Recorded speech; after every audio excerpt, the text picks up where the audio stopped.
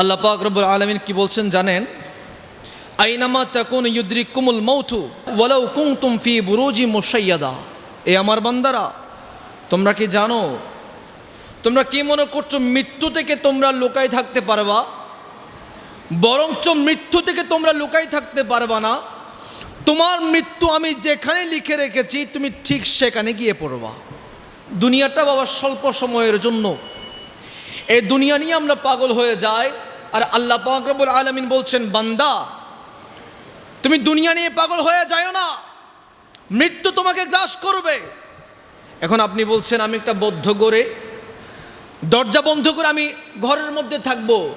আপনারা কি জানেন একজন ড্যান্সার ছিলেন, নাম তার ছিল মাইকেল জ্যাকসন। শিক্ষার জন্য বলি, একটা আর্টিকেল পড়েছিলাম তার বিষয়ে। তার টার্গেট ছিল সে অনেক বছর বাঁচবে। সে কখনো পরীক্ষা নিরীক্ষা করা ছাড়া এক গ্লাস পানি পর্যন্ত পান করতো না। তার জীবনের প্রতিটা মুহূর্ত কিভাবে কাটাবে আগে থেকে প্ল্যান করে রাখতো, যেন মালাকুল মউত তাকে গ্রাস করতে না পারে, মৃত্যু নামের শব্দটা যেন তার কাছে আসতে না পারে। সেই দিনে মিলিয়ন মিলিয়ন টাকা খরচ করতো শুধুমাত্র মালাকুল মউত থেকে বাঁচার জন্য। সেও মালাকুল মউত থেকে বাঁচতে পারে নাই।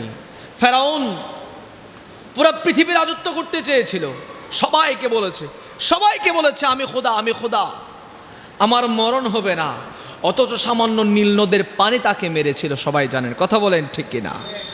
আল্লাহ বলছে, তোমরা সুদৃঢ় কেল্লায় যদি তোমরা বসবাস করো, বিশাল বড় দেওয়াল যেখানে কেউ প্রবেশ করতে পারবে না এমন জায়গাও যদি তোমরা বসবাস করো, মালাকুল মউতকে যদি আমি নির্দেশ করি, মালাকুল মউত তুমি ওই বান্দার কাছে যাও, জানটা নিয়ে আসো, মালাকুল মউত আর এক সেকেন্ড তো দেরি করতে পারবে না।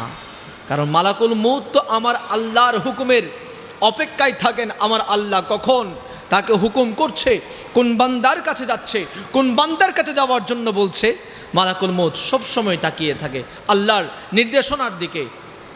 সেই জন্য আমাদের প্রয়োজন, আমরা বিগত সময়ে আমরা সময়টা কিভাবে পার করেছি, চলে গিয়েছে, অতীত চলে গিয়েছে, কিন্তু আল্লাহ আমাদের সবার জন্য একটা রাস্তা খোলা রেখেছেন। সেই রাস্তার নাম হচ্ছে তওবায়ে নসুহা। সুবহানাল্লাহ।